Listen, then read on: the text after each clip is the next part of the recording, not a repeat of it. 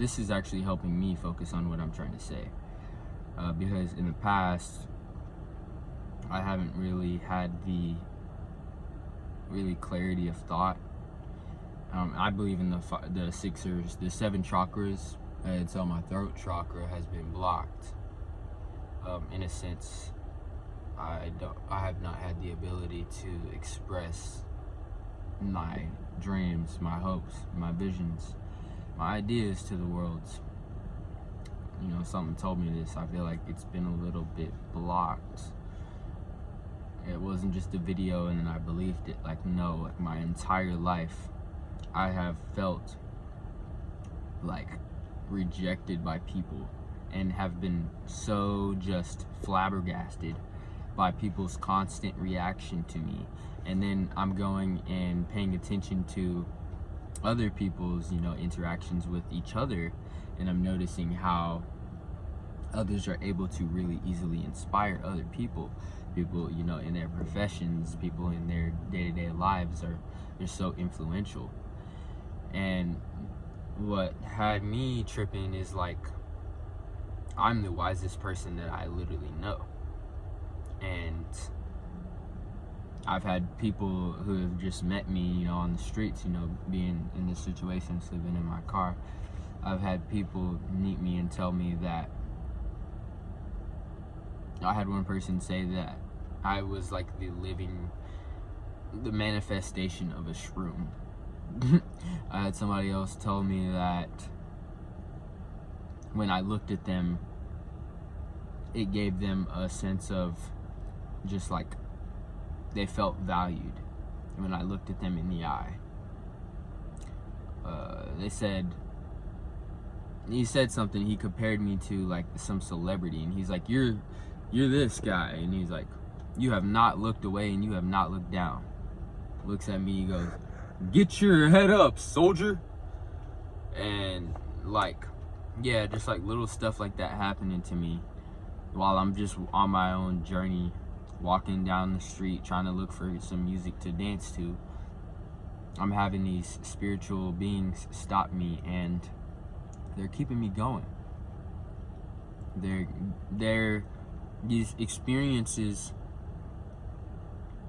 have been put in my life to show me, in passing, show me what I'm actually capable of. So it's like, you know, you say you don't believe in God, you say you don't know what you believe in. Well, it's very simple, to me at least. Belief. Listen, just quiet, just calm down. Find out whatever it is that you need to do to calm down. And just listen. I've had to learn to stop thinking, to literally just learn that I'm not my thoughts, that I'm myself, and that my thoughts often seem very believable, and they seem like a part of it. Seems like the thoughts either are from God, you know, and you need to discern what voice is God's voice and what voice is the enemy's voice, and what voice might just be your thoughts. I've heard that throughout my childhood a lot. Well, that alone caused me to overthink virtually everything, and give me so much anxiety and so much just uncertainty about myself and what steps to take. Then I got put in this little predicament where I was living with my mother, and then my mother and we did not get along after I moved in. We stopped getting along, and to make matters worse, we started having some pretty harsh arguments and disagreements with each other, both over text, through letters, and in person, and on the phone. And my mother, I viewed her as my hero, and And so, like, not to go into too much detail about that, I left and I went to downtown because I obviously downtown is full of people, and so I'm like, well, I love people, so I'm gonna go where all the people are at. So that's what I did, and I found myself without anyone. I found myself completely without anyone because I realized that I was overthinking everything. I was overthinking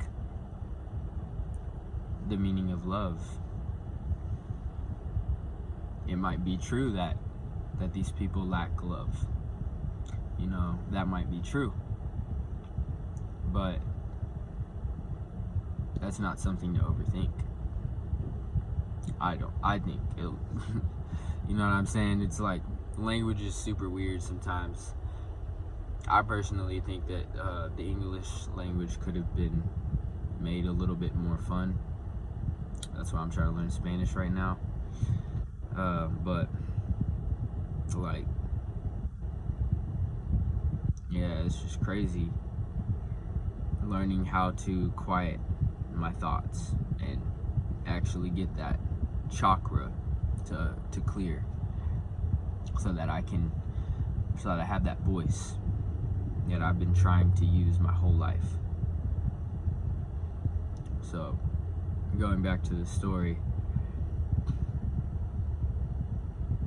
I was downtown last summer looking for help, and I was trying to be somebody that I was not. I was trying to act like I deserved help.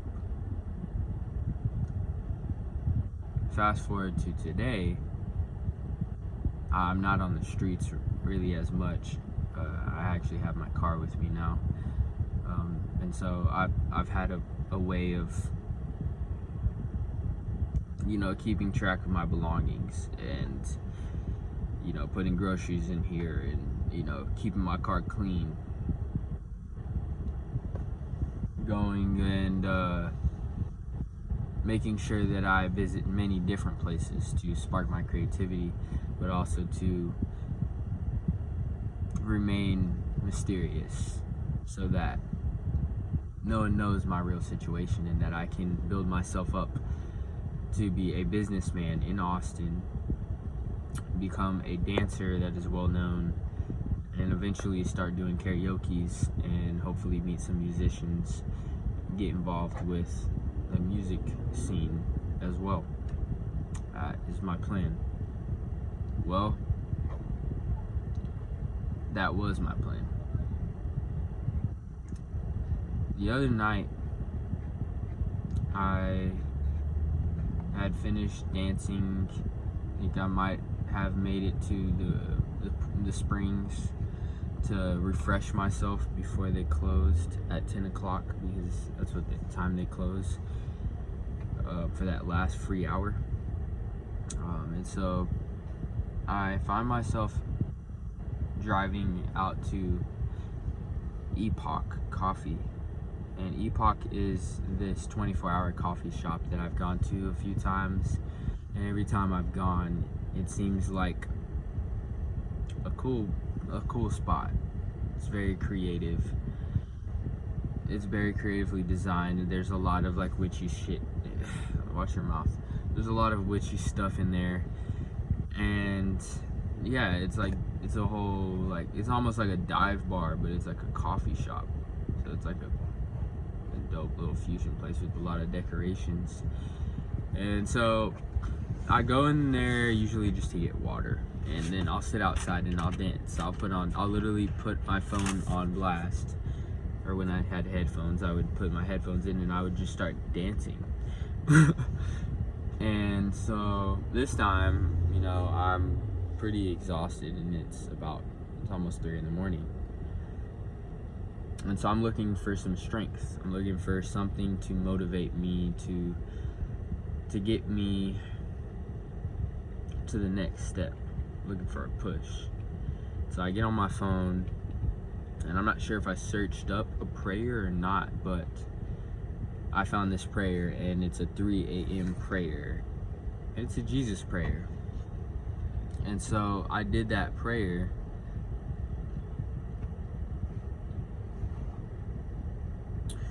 And as soon as I finished the prayer, maybe like 10 to 20 seconds after I finished it, a man comes outside, and he's kind of like faced towards the street. I'm sitting right outside the door, right outside the exit door, and I'm just kind of like feeling super revived. While I was praying the prayer, I felt like Jesus was speaking through me. And so I'm doing the prayer, and Jesus speaking through me, and then I finish the prayer, and I have this sense of revitalization within my own spirit. It's hard to make sense of it in words, put it into layman's terms, but I just really felt like his presence. I really felt the presence of my Creator. And so, here we are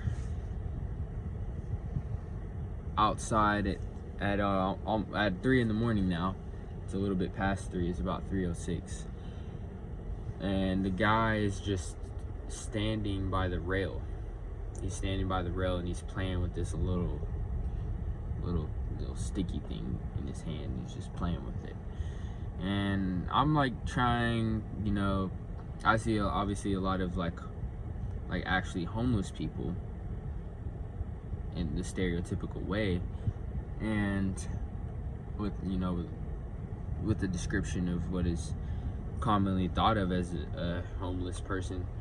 I see a lot of those people walking around and stopping places and stuff, because I myself am in that same situation. I kind of have my own plans, and I'm doing my own thing, and I also have a very unique story, and so does everybody. But I'm actually I haven't noticed anybody else like me. I don't know if I've ever met anybody like me. I've met people with the same exact personality as me, but to say that you've met somebody just like you, I can't say that I've had that happen to me. And so I was trying, when I see homeless people, I try to really see them in a not pitiful way. I try not to pity them. I try to look at them because that's how I want to be seen. Because people look down on me from time to time. It just happened to me just last night. But anyways, I was looking at his clothes a little bit, and I noticed a little bit that he was kind of in that situation. And so I'm just like whatever about it, but I'm like, how's it going, bro? I just asked him. And I was gonna journal about this, this story, but I'm gonna challenge myself and see if I can, which I know I can. I can tell this story over here while looking at this camera, and feel empowered to spread my thoughts and my ideas. So here we go. I am asking the dude how he's doing, and he's kind of still faced the other way. He's kind of still faced away and just kind of hunched like this. And he's like, I'm doing good. He's like, what's up? And I'm like, I just like to ask people how they're doing. And I think he said I appreciate that. I don't really remember word for word, the dialogue of the conversation, but what was so deep about the conversation was that the guy starts sharing with me a bunch of just non-stop but very intuitive ideas. Then he stops and he goes, sorry if I'm throwing too much on you. He's like, I was just gonna like talk to you about like but it's like all like bum shit. So I just didn't want to like burden you with all that, and so I just figured like music, give you scoop on the music. And so he is giving me all these ideas about starting different businesses, and then he is giving me all of these little insights about how to burn CDs legally. You get this app and you download all these tracks that you can't find from these artists, from these rappers, and these mixtapes. Get all these mixtapes, and they got everything on there. And he's just feeding me all of this insight, and it's really insightful, because the deepest insight I feel like that you can get from life or from somebody is when you're both just listening and you're not thinking about anything. And that's whenever the epiphany comes from whatever he's saying or whatever is taking place. That's where the true epiphany takes place. And so I was just living in that moment, and constantly I felt like I reached a point where everything he was saying, I didn't need to think about it. I could take it in as spirit. And so the guy, like, eventually I tell the guy that I said a prayer, and that right before he showed up, I had said that prayer, and then he showed up. And this dude is just like nobody else I've ever met, because he has the character traits of Jesus. He's got brown skin. He's got that super tan skin. He's got long hair, but he doesn't have super rugged look like they portray Jesus as, with a big beard and super long hair. But he has long hair and he has a beard. It's just cleanly, it's a little bit closer to face. And when I look into his eyes, they say, search for Jesus's face, look for Jesus's face in all that you do. And so that I started doing that before this happened, and I'm looking into his eyes, and it's just crazy. It's just crazy. I'll just say that it's wild. And so when he knows that, he tells me, he starts talking to me even deeper, and he says, okay, I'm going to pray over you. This prayer that I'm doing for you, this is called an open prayer. And so he's like, and I'm gonna do all this stuff to bless you, and at this point, everything in your life is going to change. And so he starts talking to me as if him and Jesus are like buddies, and he's speaking to me with the permission of what Jesus told him to tell me. And he does not cave. His words don't stop. His words don't hesitate. His eyes don't twitch. His eyes don't hesitate. Everything he's saying, he's looking at me with such a certainty. And so I cannot believe him, but I believe him. I believe everything he's saying. You know, they say take everything with a grain of salt. But I believed the spirit. I believed the essence, the presence, and all that belief. I took it with me that night. And I'm not going to say that anything like extremely life-changing, extremely crazy has happened yet. But he also, I'm not trying to say that I'm living my life by what this guy told me, but this is kind of what happens to me. What happens to me is I'll meet these people, and it's like the whole saying of take it with a grain of salt vanishes. It's like most of the people I meet, that's how I live. That's what I live by, that statement. You know, I take it all with a grain of salt. But then I'll meet these people and they'll look me in the eye, actually.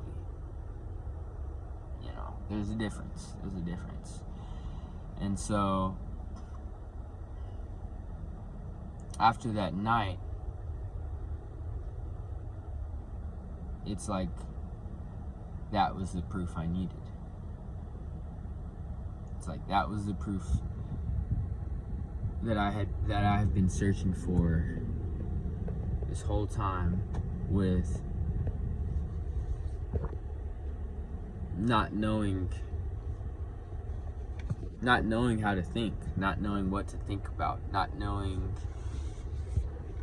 anything about my existence, just being so lost and so fascinated as well with everything, that I am just like a ball being thrown around in this world. And also my mind is spinning and I'm overthinking everything and thinking that I'm thinking objectively about everything, which I am, but I'm also thinking too much.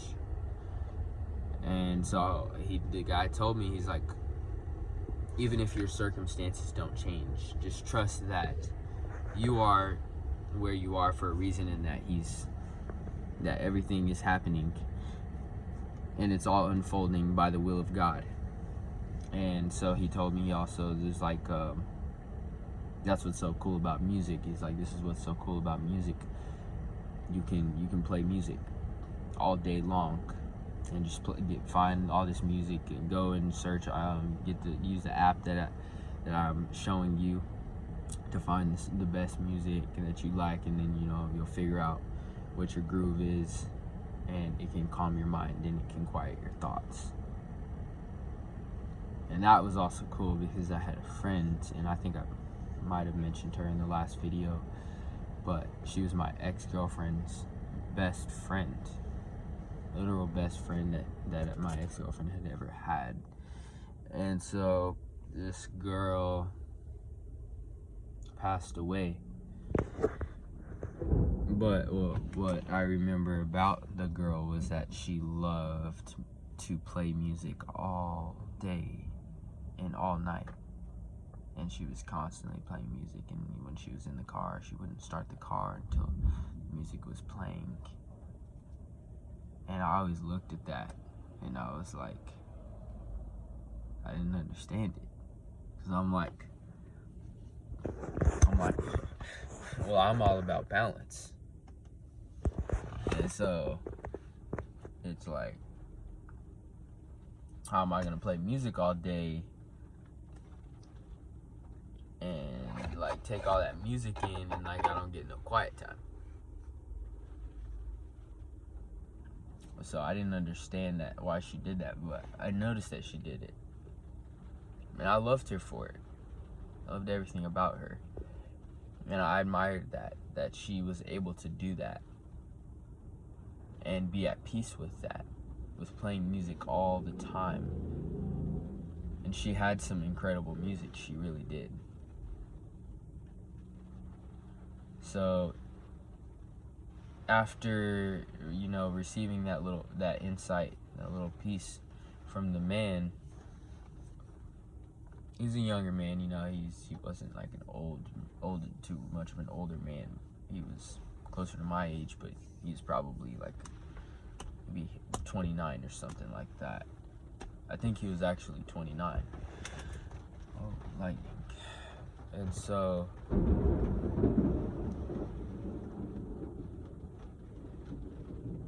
you know, like, this is the video. This is it. I'm sharing my life with you, right? So we're not gonna edit it unless, you know, I meet somebody who's like, I know how to edit videos. Well, cool. But I'm here to share my life with you, and I'm here to like just make something cool of it. We're gonna make something cool of this. Something cool is gonna is gonna spring from this. And so, going back to this story, going back to, you know, the whole experience that I was describing to you.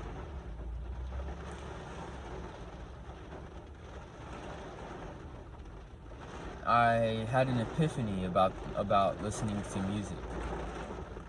And what's been really nice is it's been helping clear me of my thoughts and my anxiety. And it's like when I think of something, I just play a song and the thought disappears.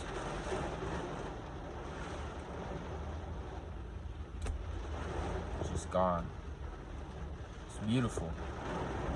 It's so beautiful to be able to have the intelligence and the awareness within yourself to be able to communicate with others in a very articulate way, and then to be able to then turn away from that as abruptly as you want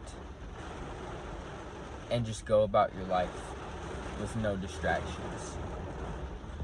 This is something I've envisioned for myself for a very long time. But it didn't look exactly like this. It looked different. And it's still happening. I'm still learning about myself and about this life. And so, here we are. We are in this present moment. And it feels great. It really feels great to have no strings attached. It's really nice.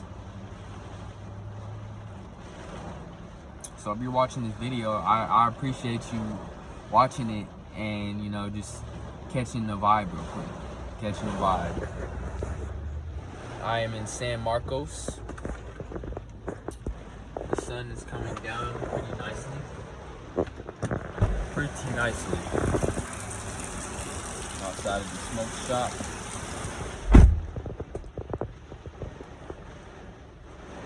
I would have been gone doing something by now, but I guess it's storming now. So we're here. And that's crazy because I wasn't even planning to record no video while it was storming, but now it is. So it's just crazy how life works out. Like, let's go do something crazy. I'm gonna go run in the rain. That's what I'm gonna go do. I'm gonna go run around in the rain. I catch y'all. Peace out. Much love. For real.